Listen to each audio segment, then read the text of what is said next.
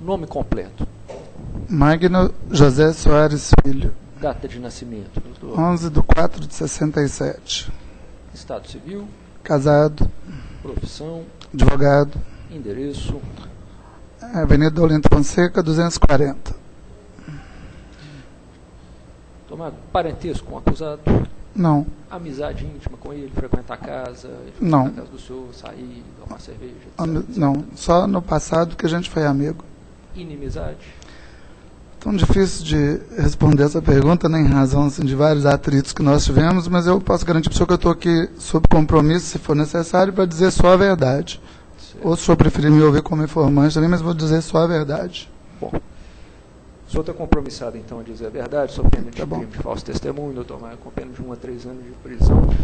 A acusação é a que eu li no começo da audiência, vou ler para o senhor o depoimento que o senhor prestou na delegacia sobre os fatos, depoimento de folha 144/146, cujo teor foi o seguinte: que sabe informar, através de informações de terceiros, que Cláudio Zucchini tentou sair com uma pasta contendo dinheiro e folhas de cheque do posto de combustível Milênio, que o declarante não sabe o tanto de dinheiro que havia no interior da aludida pasta, que o declarante e Márcio Bruno chegaram no escritório do posto de combustível no momento em que Cláudio Zucchini, Wilson, Zé Carlos e Natalina estavam discutindo acerca da pasta em que Cláudio Zucchini estava segurando.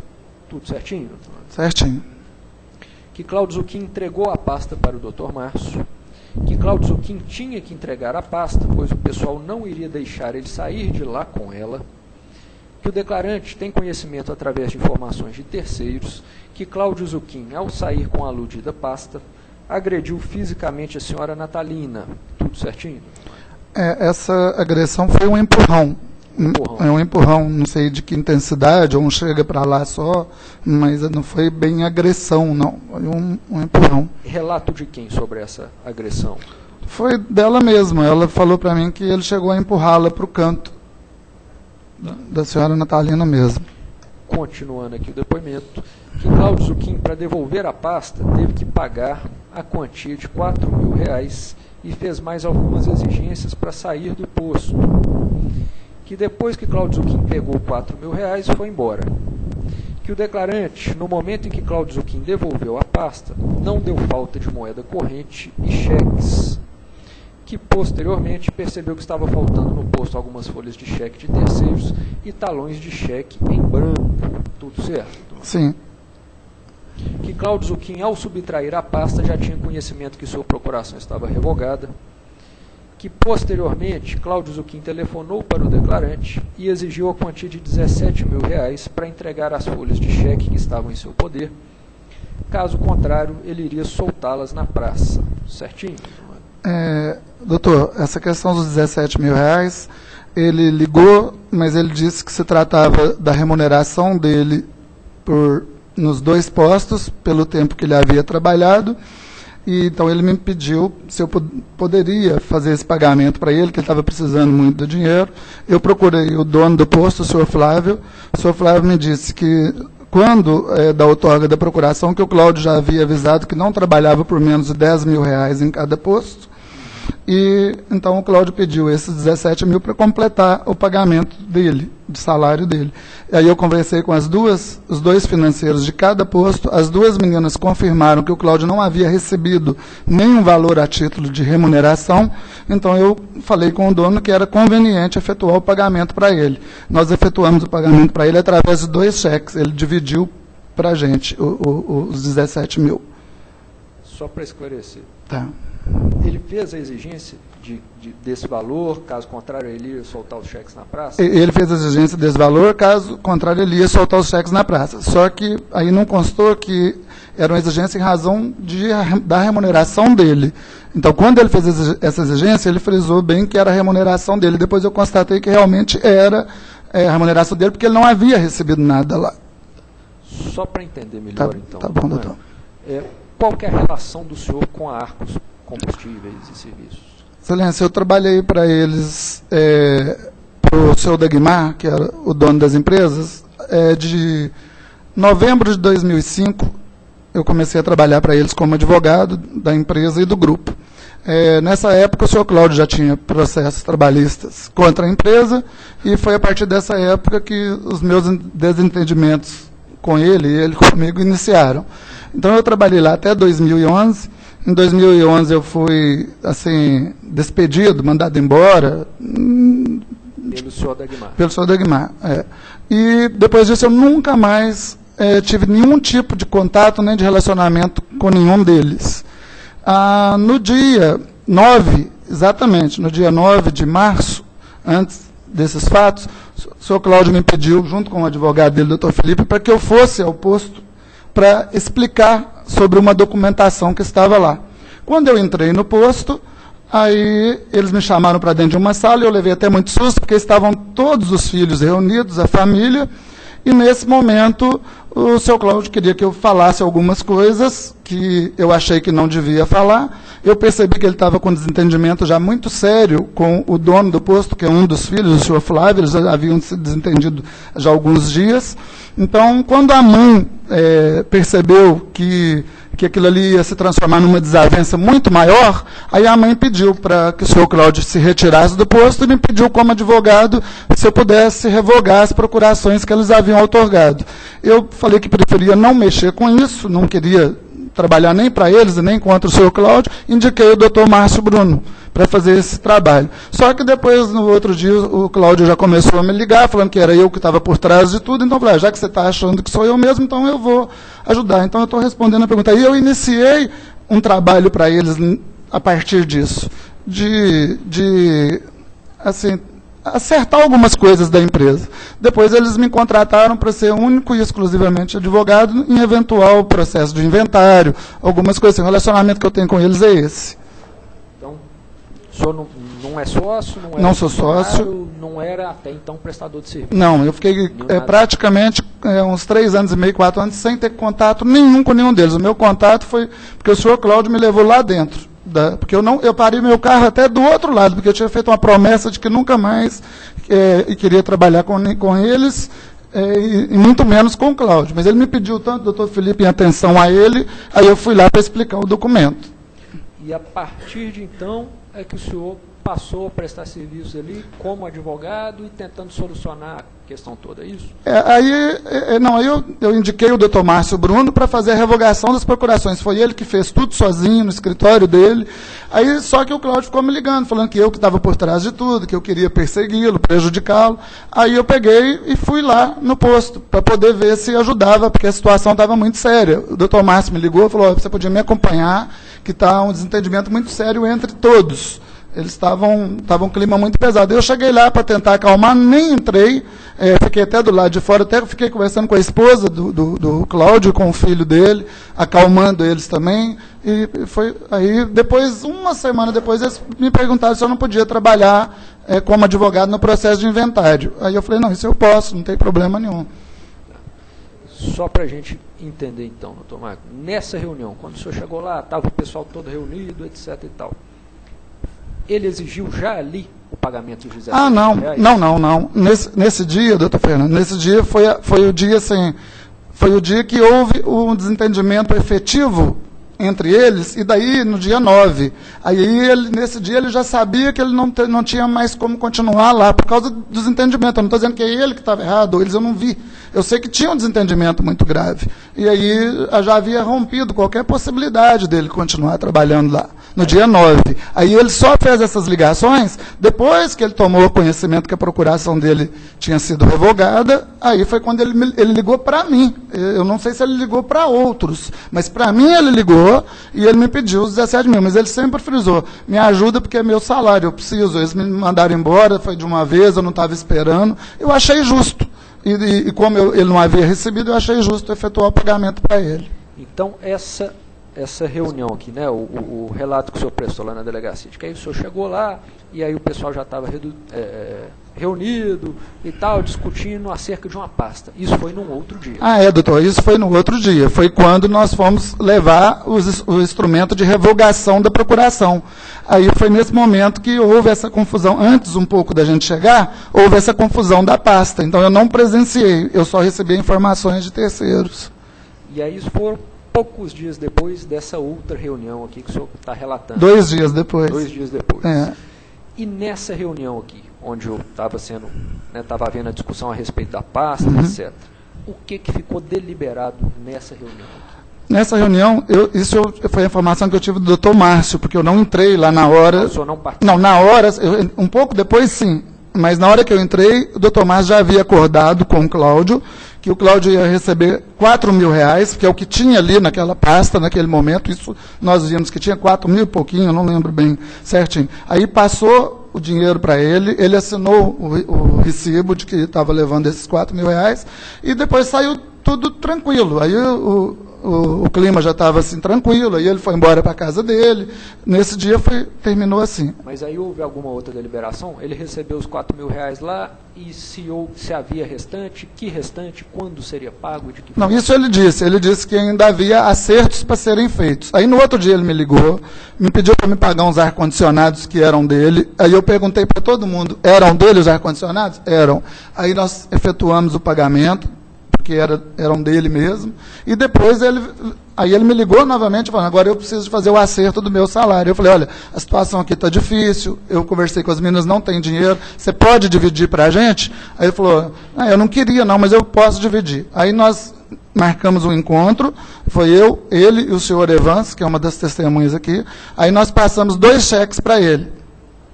Aí, depois de alguns dias, não sei se 2 ou 3 dias, quando nós chegamos a ter contato real com a empresa, com o financeiro, aí nós detectamos que tinham sumido cheques de terceiros. E detectamos que tinha sumido talão de cheque também do posto. Aí eu fui ao banco, vi quais os cheques que já haviam sido compensados e quais que ainda estavam para compensar, mas esses talões não estavam mais lá. Aí o banco exigiu uma ocorrência policial, nós fizemos uma ocorrência sem denominar quem estava ou havia retirado esses cheques, para a gente ter condição de sustar os cheques. Aí nós sustamos os cheques.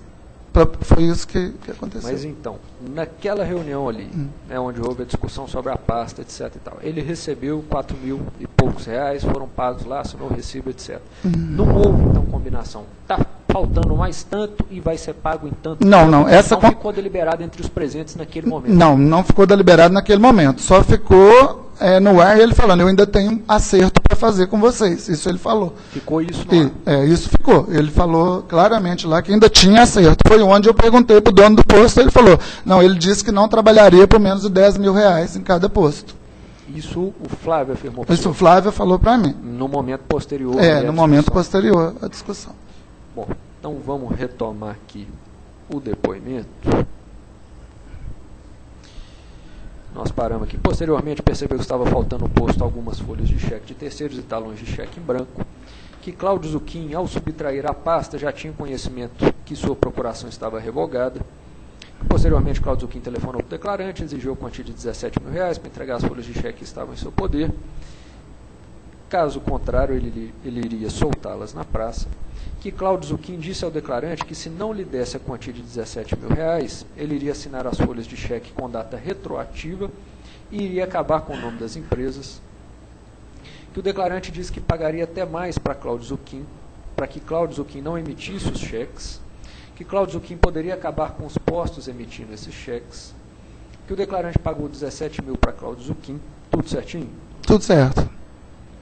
Que depois que o declarante pagou R$17.000 para Cláudio Zucchini, as exigências foram cessadas, que desse pagamento, um cheque de R$8.500 voltou e o declarante depois efetuou o pagamento em dinheiro, que Cláudio Zucchini, ao tomar conhecimento que sua procuração estava sendo revogada, avisou ao declarante que havia colocado 4 pneus em seu carro, que Cláudio Zucchini não pediu autorização para ninguém do posto para efetuar a troca dos pneus, que Cláudio Zucchini simplesmente colocou os pneus no carro. Tudo certo, doutor? Tudo certo. Que o declarante não sabe informar se Cláudio Zucchini, depois que teve sua procuração revogada, emitiu algum cheque para terceiro. Que Cláudio Zucchini disse ao declarante que realmente chamou a senhora Natalina, abre aspas, de tudo quanto é nome, fecha aspas, inclusive a chamou de macaca, preta e outros nomes pejorativos. Que a senhora Natalina ligou para o declarante na mesma hora, chorando, narrando que ela havia sido chamada de preta, nega do cabelo duro, macaca. Tudo certo? Doutor, está certo. Quando ele mesmo me ligou, ele parece que estava em outro estado, não sei, o telefone, o DDD era até 61, parece, e eu estava em São Paulo, ele me ligou, ele mesmo me contou que teve uma discussão muito séria com ela e que ele a xingou desses nomes, só que ele parecia que estava assim, ou bêbado, muito alterado. Ele estava, nem era a voz dele, eu até custei por ser 61 o DDD, e pela voz, eu nem estava conseguindo entender quem que era. Aí depois é que eu percebi que era ele, e ele estava assim, falando de uma forma muito estranha, eu percebi que tinha alguma coisa de errado com ele estava muito nervoso, e aí ele falou essas coisas mesmo, que ele teria falado isso para ela, e passou uns 15 minutos, ela me ligou, narrando que ele também ligou para ela, e ela estava chorando. Eu falei, não, mas isso não é assim, eu não preciso de senhora preocupar, tentei acalmá-la, e tá. Mas ela, com esse esclarecimento, está certo. Hein? Mas ela afirmou isso também para o senhor, que ele chamou ela de sim, preta, nega do cabelo duro, marcado. Sim. E aí, concluindo, o senhor concluiu que o declarante afirma que Cláudio Zucchini estava praticando todo tipo de ameaça, calúnia, difamação, injúria em detrimento do declarante e da família da senhora Natalina. É isso mesmo, doutor Marco? Doutor, realmente essa questão da ameaça, injúria, calúnia, isso realmente embora eu nunca fiquei sabendo que ele tivesse cumprido nenhuma, mas ele sempre faz mesmo. Mas toda vez que tem qualquer atrito, qualquer coisa que contraria ele, aí ele vai para esse lado. Ele vai para esse lado de querer ameaçar, de querer exigir as coisas com palavras duras, com ameaças não de morte às vezes, mas sempre assim, vou te prejudicar, como ele fez no caso dos cheques. Então, o que eu sei dele é isso. Retornando então, doutor Mário, a questão dos 17 mil reais. Então, ele recebeu 4 mil e poucos reais nessa reunião, assinou um recibo, foi embora falando que tinha mais para receber. Isso. Posteriormente foi feito. Qual valor foi pago para ele posteriormente a isso? Nós pagamos 17 mil. Um cheque de 8.500, que foi compensado. Como nós tivemos que sustar os cheques depois, porque a gente não tinha nem controle, mas sustamos todos, para evitar qualquer problema, tinha que ser urgente, um cheque de 8.500 voltou sem fundo, voltou assustado. Aí ele me ligou, aí eu até sugeri a ele que eu podia depositar na conta dele, ele falou que não, que queria em dinheiro. Então ele pediu para a gente encontrar com ele, eu chamei uma pessoa para ir comigo, porque eu não queria ir sozinho, entregamos para ele o cheque, o valor em dinheiro, R$ 8.500 em dinheiro, certinho, tinha várias notas, até esse dinheiro mais miúdo, porque saiu do posto, aí entregamos, ele assinou o recibo para a gente, aí ele me entregou, salvo engano, 2 talões de cheques que estavam com ele, em branco, aí eu conferi cheque por cheque, estava certinho, e depois ele me entregou um cheque de terceiro, no valor de 7 mil e pouco. Aí eu peguei esse cheque e nós entregamos lá no financeiro do posto. Então, aí foi isso que aconteceu. Então, foi 4 mil e pouco no momento da reunião, mais 17 mil reais posteriormente, 2 cheques de 8.500, voltou e foi pago em dinheiro. O senhor falou que o Flávio disse que ele havia dito lá no passado que não trabalharia por menos de 10 mil reais por posto. Por posto. Por posto. Isso foi o Flávio que me falou. Como que foi essa deliberação dos sócios, né, com o senhor, com o doutor Márcio, etc., concluindo, vamos pagar esse valor de 17 mil reais que ele está exigindo. Como que foi isso? Em que circunstâncias em que isso se deu? Com a presença de quem? E qual foi a conclusão que se chegou? Eu só tenho contato com o Flávio. Eu não tenho contato nenhum com as outras pessoas, porque ele é que é o proprietário, eu gosto de conversar com ele. Então, eu conversei com o Flávio e falei para ele, olha, eu já chequei, você tem razão, ele não recebeu nada, então eu acho justo pagá-lo. E, por outro lado, eu não, até como advogado, eu entendo disso também, então eu falei, muito arriscado cheque do posto. Aí eu não vou dizer que ele vai fazer, mas se fizer, você vai ter que pagar, porque terceiro com cheque na mão tem direito de receber, então eu te aconselho a pagar. Ele acatou a minha opinião e também resolveu pagar, por achar justo, porque realmente ele sabe que não havia pago a ele, e também por questão desse medo de aparecer algum cheque no mercado, de 50 mil, de 100 mil. Então foi isso que aconteceu. Então, essa foi uma conversa exclusiva do senhor com Com Flávio, só nós dois. Só vocês. Natalina não participou dessa deliberação? Não, da deliberação não, doutor. Mas depois eles ficaram sabendo que a gente ia adotar esse procedimento. Mas a deliberação foi uma coisa que eu decidi com o Flávio. Porque ele é que tem o poder de decisão, aí eu expliquei para ele e ele achou que devia fazer isso mesmo. Para deixar claro, então, ele concordou com o pagamento, entendendo que era direito do Cláudio, ou ele acatou a sugestão do senhor por causa das ameaças de que os cheques seriam soltos na praça, ou as duas coisas? Doutor, foi as duas coisas. Ele ficou preocupado realmente se podia aparecer algum cheque na mão de terceiros aí, mas ele também me disse que dessa parte do pagamento, da remuneração dele, ele sabia que o Cláudio não havia recebido ainda.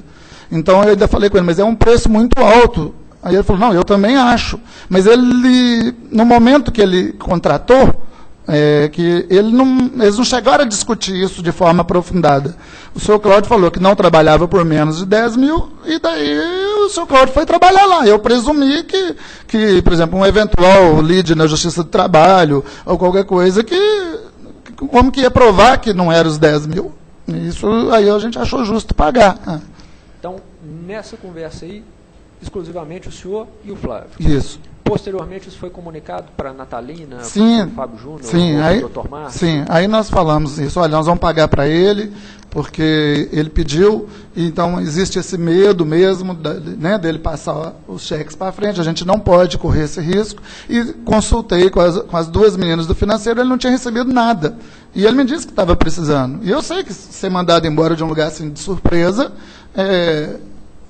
a pessoa pega desprevenida numa situação dessa, pode realmente estar precisando. Foi por isso que eu achei justo. E a Natalina, não sei se o Wilson também participou aí dessa conversa, ou pelo menos depois também? Depois todo mundo tomou conhecimento, sim. Todos concordaram? Pelo menos eu não vi ninguém falar que não. Tanto é que o Flávio assinou os cheques. Ele assinou, eu não falei para ele, assina. Ele assinou porque ele, de livre e espontânea vontade. Ele até concordou que a gente fosse levar os cheques para ele. Então, nessa parte aí, eu não vi problema nessa parte. Certo. Tomás, eu vou colocar aqui para o senhor, tem uma gravação de áudio aqui nos autos, uma conversa que teria sido mantida aqui pelo senhor com outros interlocutores. Eu vou reproduzir aqui para ver se o senhor confirma o teor da conversa, esclarecer para nós em que circunstâncias que ela se deu. Vou iniciar aqui a reprodução.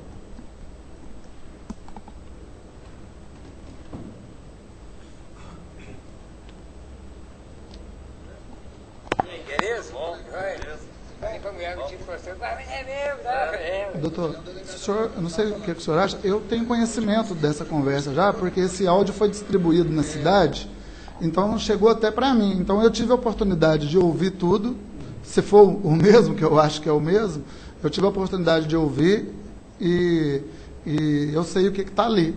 Agora, se o senhor quiser que eu ouço novamente, não tem problema nenhum, eu vou ouvir com o maior prazer, mas eu só estou avisando o senhor para... Vamos fazer a reprodução aqui, porque a gente precisa constar também do processo, num eventual recurso, etc., para a gente ter isso também, apesar de já ter, também já está documentado aqui nos autos. Mas, de qualquer forma, vamos lá, às vezes refresca a memória aqui sobre algum ponto para ser esclarecido. Vou iniciar aqui novamente a reprodução. Então, eu vou pedir para a gente, eu vou deixar o microfone aqui próximo ao computador, a gente deixar reproduzir tudo aqui, e aí depois a gente esclarece, tá bom, senhores?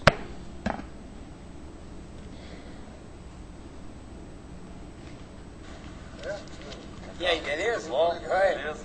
Vai pra mulher que tinha processo, mas é mesmo, tá? Amanhã o delegado da minha vida estava falando com o Cláudio que é o seguinte, hoje eu conversei com todo mundo lá no posto, eu tenho autorização dessa, porque eu falei com o Sérgio que eu ia depor, e eu tenho autorização dessa para depor, que não, a gente não conhece desvio de dinheiro lá dele.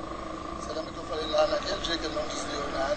O dinheiro que eles pegaram na casa dele foi o salário que eu paguei para ele. Foi, ele está preocupado demais, porque eles pegaram o salário dele, ele está apertado. Eu vou devolver, eu vou depor dizendo que é dele o dinheiro, que foi salário dele, que nós pagamos para ele.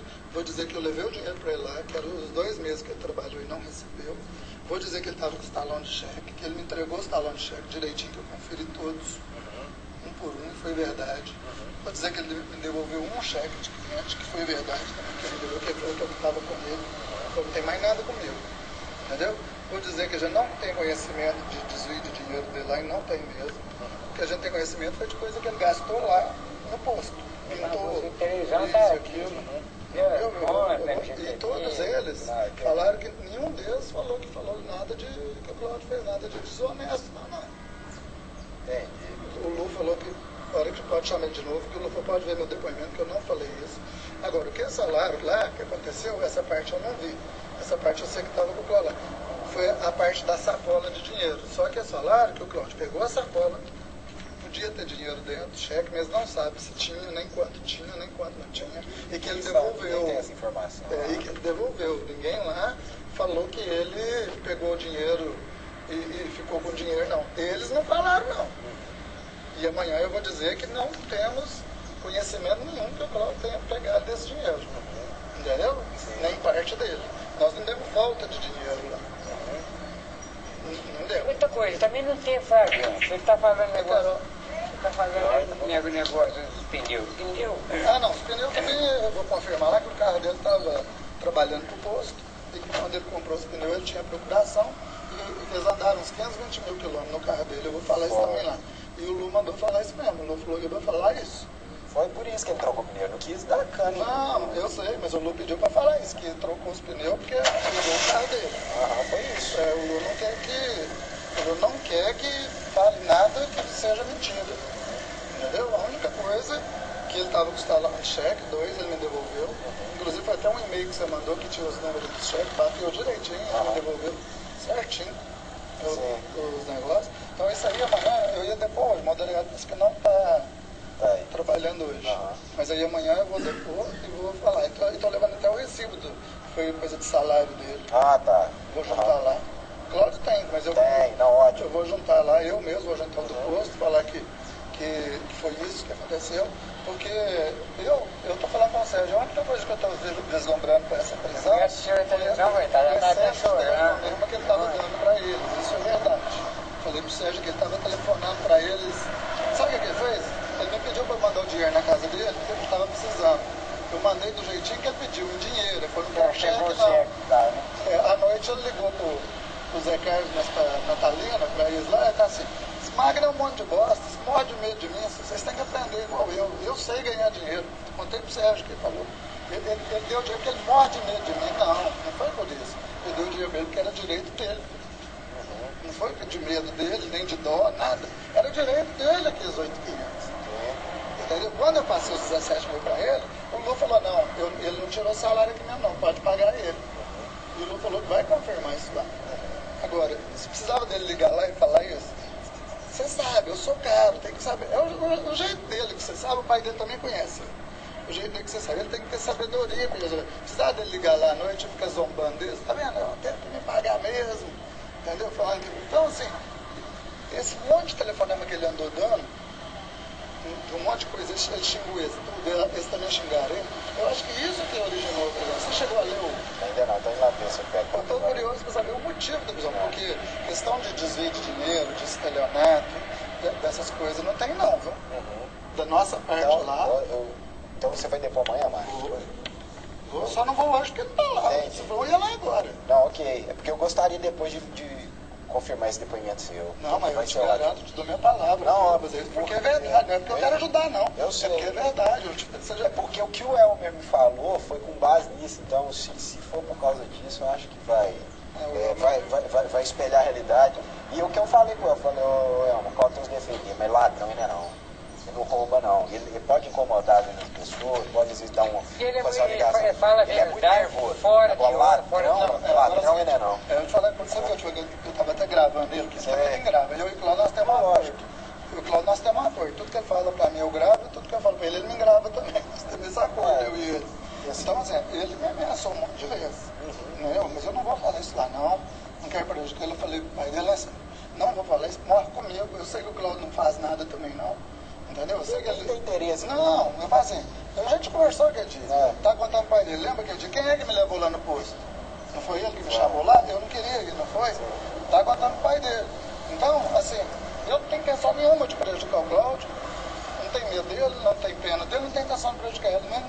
Não tem nenhuma mesmo. E amanhã eu vou lá para falar a verdade. Não teve nada dessas coisas de desvio de dinheiro. dinheiro, de cheque, de nada. Até agora nós não temos isso aqui de prova contra o Cláudio. De coisa de estelionato, essas coisas, não temos. Agora essa prisão também foi muito estranha. Agora, uma centena de telefonemas, só pagando mais uns 30. Para eles lá deve ter feito Não entendi, mas aí já não é o que eles estão alegando, né? Mas eu estou dizendo, a verdade que tem nisso tudo é o monte de telefonema que ele deu. Entende? Não, e isso ele não nega. Isso, sabe, Sérgio? Isso aí é verdade. Agora o resto... Porque agora está muito estranho, porque o negócio é o seguinte, não foi flagrante. Não, mas ali é uma preventiva assim mesmo, seu Sérgio. Mas a preventiva, assim, por causa de denúncias. Não, eu estava explicando para ele o seguinte, quando a pessoa começa a ligar... Não tem, acho que tem de... Não, mas Sérgio, está na lei, o Felipe sabe, ele sabe. Quando a pessoa começa mas quando a pessoa começa a telefonar para as testemunhas, a justiça pode pedir uma prisão preventiva para garantir a fiscalizar a investigação. Quem né? pediu foi o delegado que solicitou. Pois é, mas é porque ele estava ligando para as testemunhas. Entendeu? Por exemplo, tem um cara lá que chama Zé Carlos. Ele testemunha lá de um monte de coisa. O Cláudio ficou ligando para ele até 12 horas antes dele ser preso. O Cláudio estava ligando para o Zé Carlos toda hora. Se me dá licença, Fica à vontade de ligar. Mas viu, Sérgio? Então, é que eu estou falando. Mas isso não é motivo para manter preso, né? Eu, se eu fosse delegado, eu chamava ele lá e falava, vou te dar a chance. Se alguém vier aqui mostrar que você telefonou mais uma vez, aí eu vou pedir sua preventiva. Então você não liga para ninguém mais, não. Não liga mais não. E se eu te ligar também, você traz aqui que eu vou tomar as providências também. Mas o delegado preferiu pedir a preventiva. Vou dar lá no tempo, ver o que foi. Só bem tá enganado. Mas não, se for contra esse negócio lá, vai dar zebra. Porque não, realmente, pelo menos, olha, eu chamei todo mundo hoje, os envolvidos todos do lado do posto, todo mundo garantiu para mim. E hora nenhuma falou que o Cláudio fez alguma coisa ligada a essas coisas. Entendeu? Ligado assim, a estelionato, esse negócio dele com o pneu no carro, isso aí eles mesmos ficaram chateados, porque eles sabem que o Cláudio tinha direito de pôr o pneu no carro dele, porque o Cláudio deixou o carro com eles 2 meses. Entendeu? O Cláudio até me avisou, Sérgio, que ia até fazer uma revisão no carro. Os caras também até põe que o carro tá batendo, precisando regular, quem anda demais da cor, né? Os caras, né, Sérgio, ele é duro, bate mesmo. Mas eu tô te falando, eu acho que eles vão conseguir tirar ele. E aí vocês vão fazer um tribunal, né? Vamos ver o que dá para respeitar. Eu acho que o tribunal é mais garantido, sabe? O tribunal não mantém ninguém. Aqui tem, eu até pensei em falar essa ideia, conversar, estava aí o Jorginho Tomar conversando. Você bateu um papo aí com essa juíza aí, mas eu já ouvi falar, se o doutor Antônio não acabou com mais cima, disse que ele é muito ponderado, ele até pode até receber, mas eu ouvi falar isso. Confirma o teor dessa conversa, doutor? Sim. Aconteceu isso? Aconteceu. Conversa realmente? Quem que estava aqui nessa conversa? Olha, doutor, vou começar do início para ficar justo. Eu só fiquei sabendo da prisão do Cláudio. Uma pessoa comentou comigo que ele tinha ido preso e pouco tempo depois eu cheguei em casa e vi pela televisão, a TV Alterosa. Eu não sabia da prisão dele até então.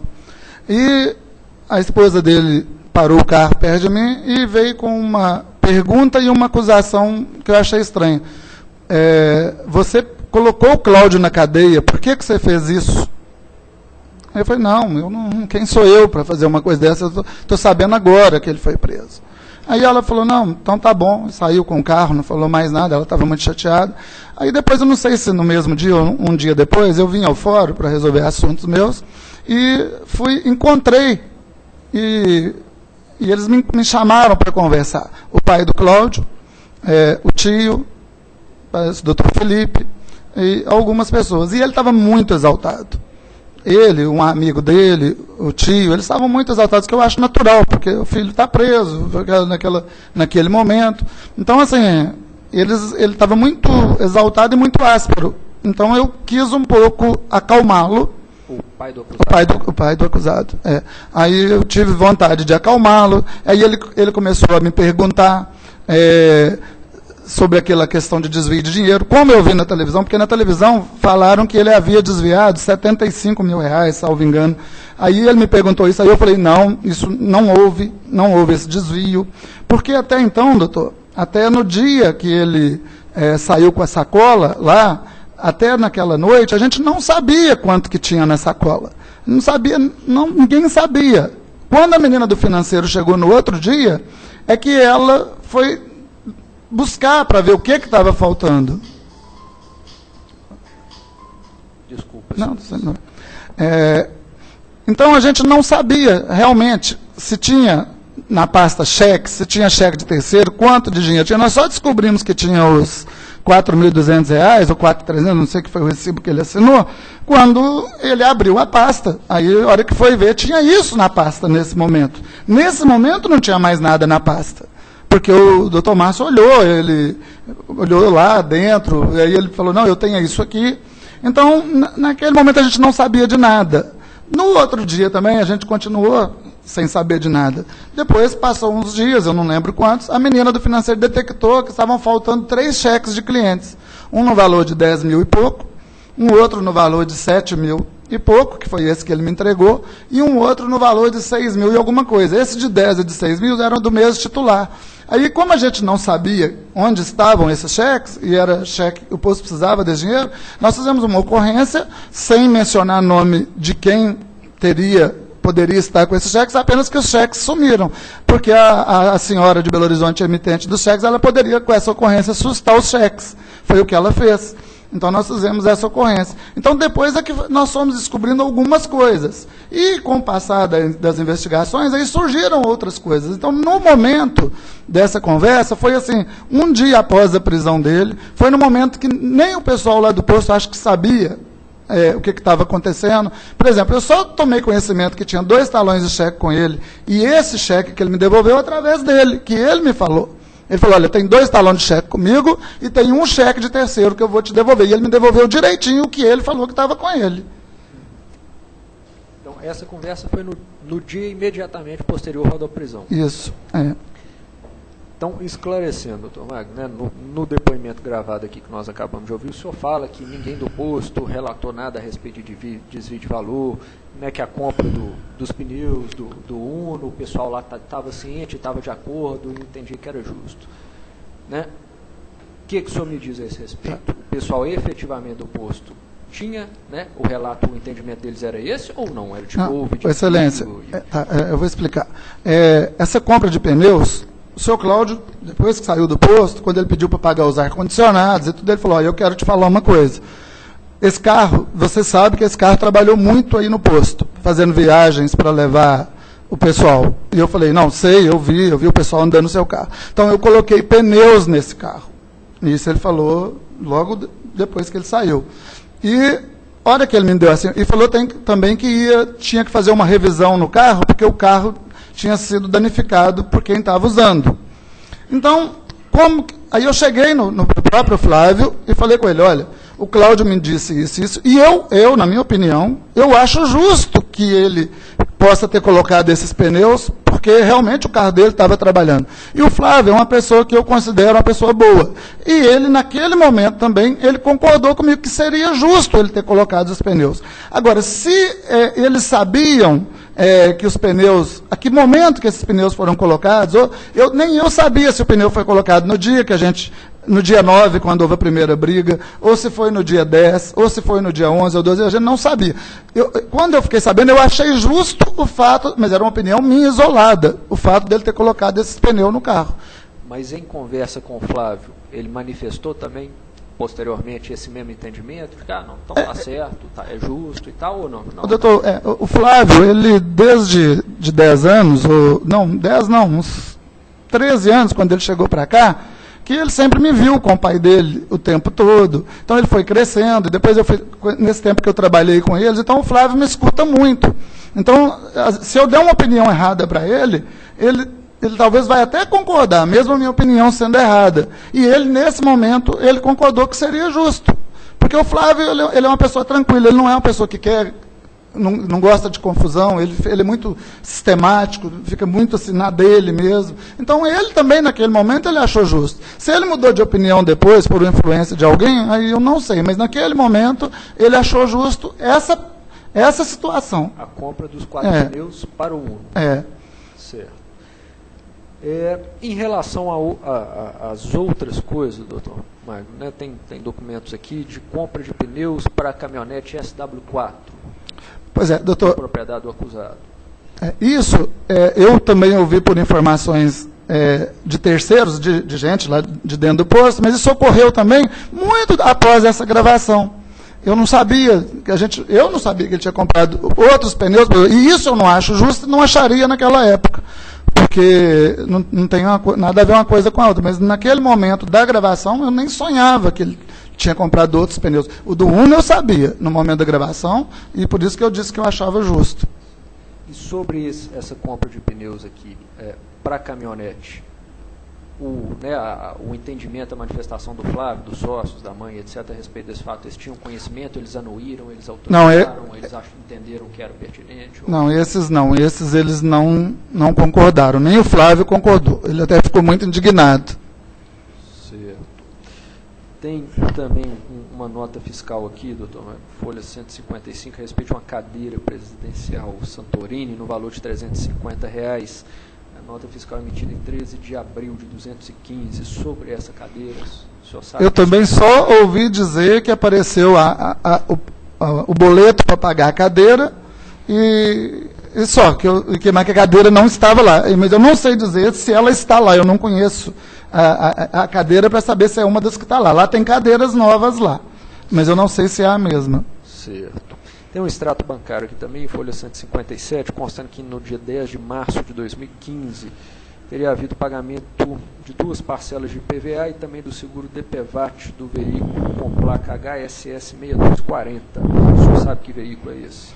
Pelo que eu sei, é o veículo dele. Isso também, eles ficaram sabendo bem depois, acho que até depois da prisão dele, que eles ficaram sabendo. Eu também só fiquei sabendo disso depois, porque eu não tenho acesso ao sistema deles, com extrato, nada, não tenho acesso a nada.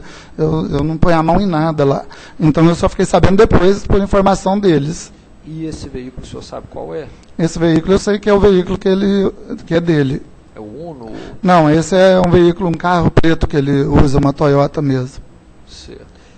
Também não houve anuência, autorização do sócio quanto a esse? Não, pelo que eu, quando eu fiquei sabendo disso, eles me falaram que é uma situação também que eles levaram susto, eles também não sabiam, porque não foram eles que deram o comando na senha lá para autorizar o pagamento.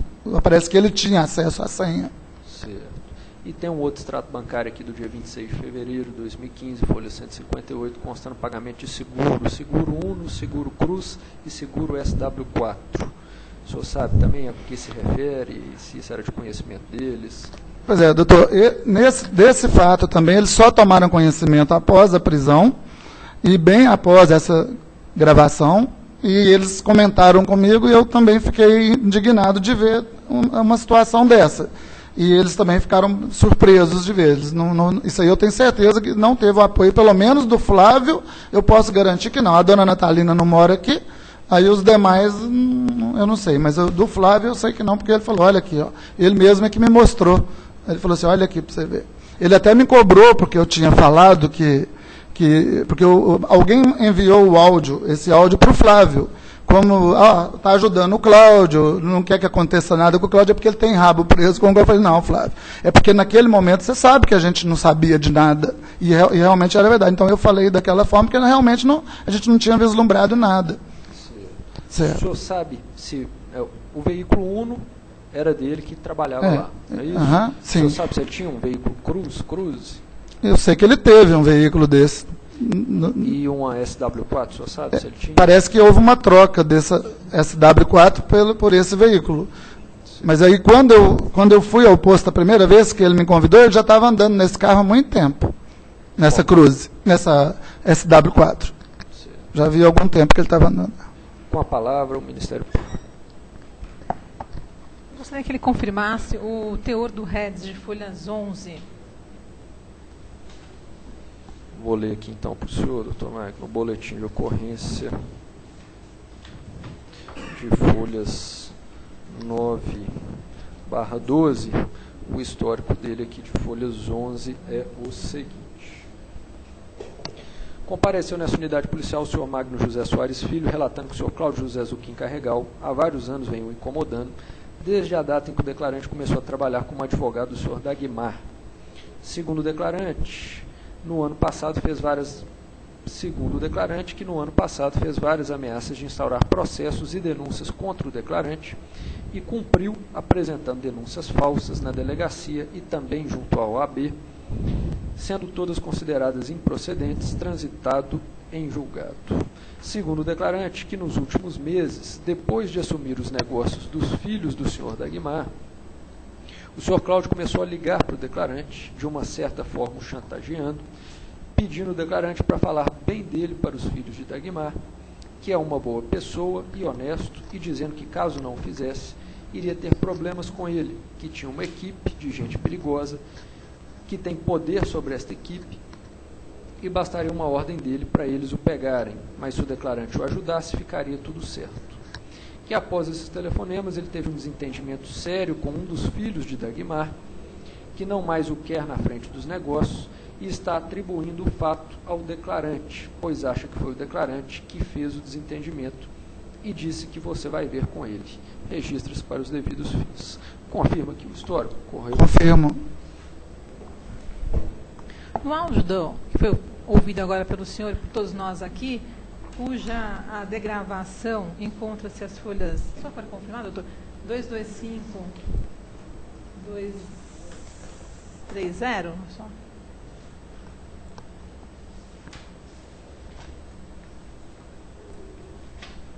Correto. O senhor fala que uma pessoa tinha mandado um e-mail para você com os números dos cheques, dos talões, etc. Quem que mandou o e-mail para o senhor? Não, esse e-mail ele não foi enviado. Posso responder? Esse e-mail não foi enviado para mim. Esse e-mail foi enviado para o posto em razão. Por quem? Quem enviou isso? O doutor Felipe, parece que foi ele que enviou o e-mail para o posto, porque ele precisava dos números de cheques para o senhor Cláudio sustar os cheques, para que o senhor Flávio, dono do posto, não preenchesse esses cheques por aí. Eles estavam desentendendo. Senhor Cláudio, pela última vez eu vou advertir o senhor. Uma próxima manifestação, vou pedir para o senhor se retirar da sala. Eu posso explicar melhor. Tá. Por favor. Esse e-mail, pelo que eu entendi lá, foi um e-mail que o doutor Felipe enviou para a funcionária do posto, solicitando dela quais cheques que estavam, parece, com o senhor Flávio, que poderiam ser sustados, ou pedindo a ela para que entregasse esses talões de cheques para serem sustados, alguma coisa assim, para que o senhor Flávio não ficasse repassando cheques por aí. Isso foi o que eu entendi do e-mail. Então, nesse e-mail tinha os números de cheques, e foi os que o Cláudio me entregou depois. Nesse encontro nosso, ele entregou esses talões de cheque. Só que depois nós detectamos que ainda estavam faltando mais talão de cheque. A gente não sabia com quem estava. No dia do acerto, né, se ele confirma também o recibo de folha 146A, no dia do acerto, que o senhor falou que foi entregar uma quantia de dinheiro, né, 2 cheques parcelados, enfim, né? O senhor Cláudio só entregou o cheque de terceiro e os talões de cheque em branco mediante pagamento. Sim. Se não pagasse, ele não ia devolver. Não. Foi uma exigência dele. Foi uma exigência dele. Se o senhor confirma se é esse recibo que os senhores assinaram, se tem a assinatura do senhor embaixo também. Sim, é esse mesmo. É esse mesmo, confirmo. Nesse dia também, ele comunicou que tinha colocado os 4 pneus. Não. No Fiat Uno. Ele não foi nesse momento, ele já havia me comunicado isso um pouquinho antes, talvez na manhã desse dia, ou talvez um dia antes, eu não lembro. Quando ele falou para o senhor, informou o senhor que ele já tinha colocado... Isso ele já havia colocado. Eu só considerei que era justo, mas ele já havia colocado. Mas foi no mesmo dia do acerto que ele falou para o senhor? Talvez um dia antes, doutor. Eu não sei precisar bem, mas foi bem pertinho. Pode ter sido no mesmo dia e pode ter sido no máximo um dia antes. Foi porque ele saiu no dia 11, no dia 12 ele já me pediu para pagar os ar-condicionados para ele. No dia 12 ele já me explicou a situação do carro, esse do Uno. e depois ele me ligou umas 2 horas depois, fazendo a solicitação desse pagamento. Tá. Só para também voltando, porque eu esqueci de perguntar, no dia do acerto que ele entregou os cheques em branco e o cheque de terceiro, o senhor me falou que o cheque que ele entregou para você era mais ou menos no valor de R$6.000. Não, 7 mil e pouquinho. 7 mil. E ficou faltando de 10, não sei se foi ele, mas ficou faltando de 10 e os de 6 que foram sustados. Nós sustamos um cheque de 10 e de 6, mas a gente não sabia onde estavam esses cheques. Sustamos porque já não sabia onde estava. Mas a pessoa, o emitente desses cheques, pagou. A empresa não ficou no prejuízo? Não, a empresa ficou no prejuízo. Até hoje nós não recebemos cheques, porque os cheques... Nem o de 10, nem o de 10 e nem o de 6. Mas eu até acredito que a empresa vai pagar, mas ainda não pagou, não. Porque os cheques estão sustados. Então, é só a gente ter acesso aos cheques e devolver para a empresa, que elas vão substituir por outros. Mas nós não tivemos acesso a esses cheques. Mas nós não sabemos onde está. Se acesso a esse cheque, a empresa vai ficar no prejuízo. Sim. Nós não sabemos onde estão esses cheques. Sabe sabe o nome que emitiu esses cheques? Eu sei que é Maria do Carmo alguma coisa. Gostaria de mostrar o auto de apreensão também para ele? Eu ouvi esse nome através da menina que trabalha no posto, mas eu não sei nada disso. Não. No mandado de busca e apreensão cumprido na casa do senhor Cláudio, foi apreendido um cheque, e eu gostaria de saber se confere com o nome que o senhor acabou de me falar agora. Eu só sei o primeiro nome. Se for Maria do Carmo, ou é muita coincidência ou confere. Eu nem sabia se tinha cheque apreendido lá. Foram apreendidos na casa do senhor Cláudio 2 cheques. Um cheque do Banco Itaú, tendo como emitente Maria do Carmo Silva de Aguiar, no valor de R$ 6.395,20. Pela informação da menina do posto, seria esse cheque. Um dos cheques. Que foi sustado e que até o presente momento não tinha aparecido. E o outro cheque foi uma folha de cheque do Banco do Brasil, tendo como emitente Ney Rogério Fole, no valor de R$ 4.500. Não, esse cheque ele não pertence ao posto. Não pertence ao posto. Não, pelo que a menina do financeiro falou, seria só mesmo dessa Maria do Carmo. A mesma Maria do Carmo. E 2. Ela seria a mesma emitente dos 2 cheques. De 2. E um seria Júlio, mas esse do Júlio ele me devolveu. Certo. No dia do acerto, que ele exigiu o valor de R$ 17.000 e ele devolveu os talões de cheque, estavam faltando folhas desse talão de cheque? Nenhuma, não. Não, dos que ele me devolveu, estava certinho. Não tinha nenhuma folha? Não. Nós conferimos uma a uma certinho. Dos 2 que ele devolveu. Agora, eu não sei também se foi apreendido outro talão de cheque na casa dele, eu não sei. O senhor falou também no CD, cuja gravação encontra-se também nos autos, que não tem prova de que foi subtraído dinheiro ou desvio de dinheiro.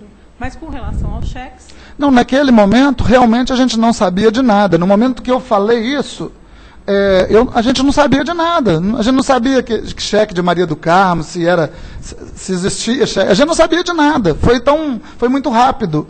Então, no momento da gravação, foi um dia depois. Então, a gente não sabia de nada. Agora, por exemplo, a senhora está falando que tem um cheque da Maria do Carmo que foi apreendido na casa dele, né? Então, eu estou associando que ele deveria ter entregado mais um cheque. Não entregou, mas naquele momento da gravação a gente não sabia de nada. Por isso é que todo mundo, o Flávio, no nosso depoimento, a gente não acusava ele de nada, a gente não sabia de nada. Só para esclarecer também, né? O senhor relatou que foram feitas, mas basicamente o senhor participou de 2 reuniões. Uma Sim, no dia 9, onde houve uma discussão. Né? E nessa reunião do dia 9, a Daniela e o filho estavam esperando lá fora? Não. Ou na outra reunião? Não, na outra, na do dia 11. Na do dia 9, não. A do dia 11 foi quando as procurações revogadas chegaram. O que aconteceu no dia 9 foi uma surpresa muito grande para mim e tenho certeza que para ele também. Acho que nenhum de nós esperava que aquilo ia acabar como acabou, com o desentendimento dele com todos eles. E o senhor falou também que nessa reunião do dia 9, o senhor compareceu nessa reunião pela ligação do senhor Cláudio, ele que chamou o senhor para participar dessa reunião para esclarecer um documento. Que documento que era esse? É um documento de doação que o pai dos meninos tinham feito para ele, para um dos filhos, E daí eles queriam... o senhor Cláudio primeiro me chamou lá, falou que o Felipe queria que eu explicasse o documento. A hora que eu cheguei lá, ele pediu para mim falar para eles de como que ele tinha...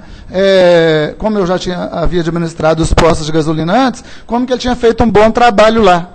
E realmente ele fez mesmo, ele pintou, ficou bonito e tudo. Então eu falei para eles. Aí num determinado momento o senhor Cláudio pediu para mim explicar esse documento e através desse documento que comprovasse que um irmão estava querendo lesar o outro, e a mãe. Aí eu falei, isso eu não vou falar. Eu não vou falar porque eu não vejo assim. Aí ele falou, não, você não vai falar porque você é sócio dele no negócio do Flávio. Eu falei, não sou sócio dele, tem 3 anos que eu não converso com ele, eu só não vou falar porque eu não acho que seja verdade que ele quer lesar. Aí eu falei, então vou dar uma opinião, falei com a mãe dele, chama seu filho aqui e veja com ele. A hora que ela o chamou lá, que eles já haviam desentendido há uns 20 dias atrás, aí o menino falou, não, eu não tenho intenção de lesar não, o que está no meu nome, eu quero pagar todos os herdeiros.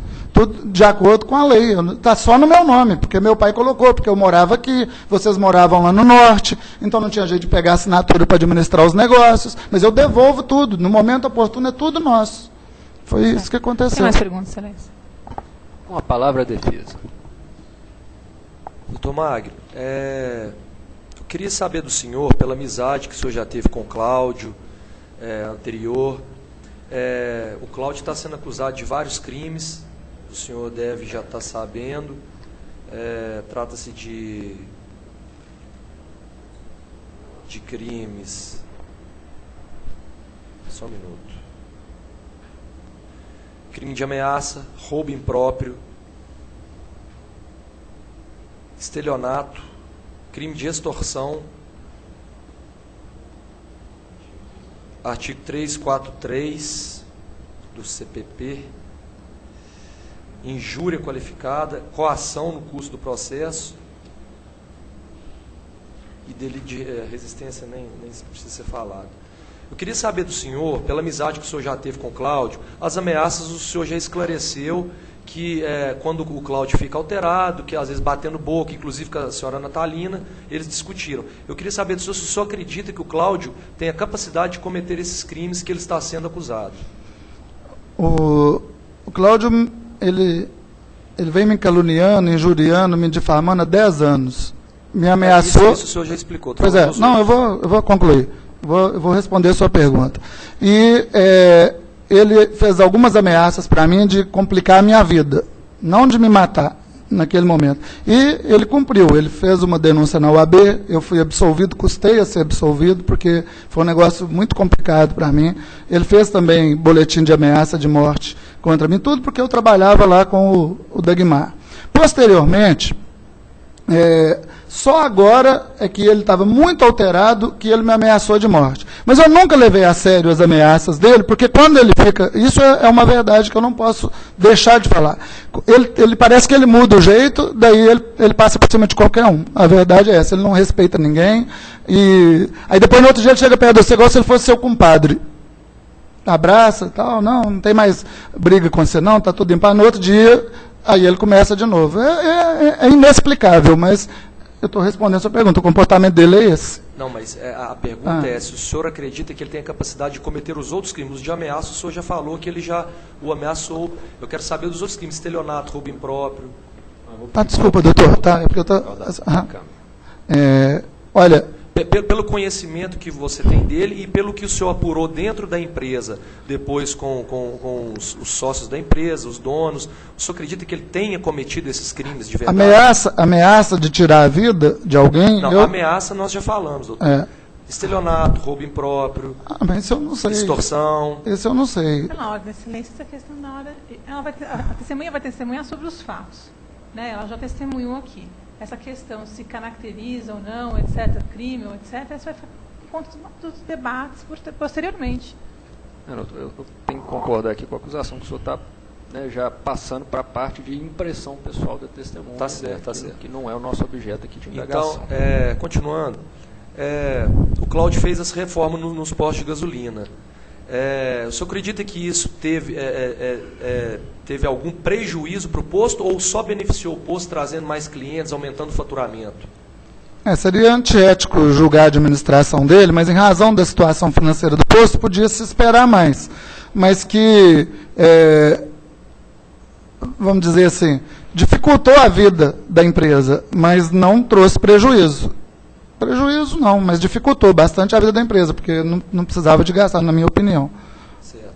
O senhor trabalha hoje na empresa somente como advogado ou tem alguma outra atividade que envolve a família? É sócio de alguém em algum outro empreendimento? Não trabalho com eles, não presto serviço para eles de nenhuma forma. Pela experiência que eu tenho em posto de gasolina, eu passo lá 1 ou 2 vezes por semana e dou alguma dica, ajudo uma menina que está cuidando lá dos interesses deles, e fui contratado como advogado para o inventário. Mas eu não tenho nenhum tipo de relação com eles. É porque, como fui eu que trabalhei nas doações, em tudo que foi feito no passado, eles estão me vendo como uma figura de consenso para que a gente faça um acordo para evitar, né, uma briga judicial de anos. Então, eu tenho tentado mostrar ao Flávio que é a hora dele acertar com os irmãos dele numa partilha a ser homologada pelo juízo. Certo. Eu queria saber, doutor, se o senhor acredita que pela desavença que o Flávio, pela inimizade que o Flávio tem com o Cláudio, ele teria capacidade de prejudicá-lo? O Cláudio prejudicar o Flávio? Não, o Flávio prejudicar o Cláudio. Não, o Flávio não prejudica ninguém, não. Eu não vejo como ele... O acerto que o senhor fez com o Cláudio foi quanto tempo antes da prisão? Eu sei que eu fiz o acerto com o Cláudio, está na data do recibo aí, foi naquele dia. Desculpa, foi naquele dia que eu fiz o acerto com o Cláudio, na data do recibo. Eu não sei que folhas que é. O recibo que foi recebido aqui que o senhor confirmou, né? Já está registrado aqui no áudio. Tá. E nesse dia eu fiz o acerto. Certo. O senhor acha que depois que o Cláudio recebesse o pagamento dele, ele seria capaz de subtrair alguma coisa da empresa? Ou se pode ser igual esse cheque que apareceu agora? Esse cheque pode ser que ficou por engano, ou você acredita que o Cláudio subtraiu esse cheque? É tão subjetivo. Nós estamos já passando para a impressão da testemunha, né? Questão mais objetiva, indagação direta, sem subjetividade.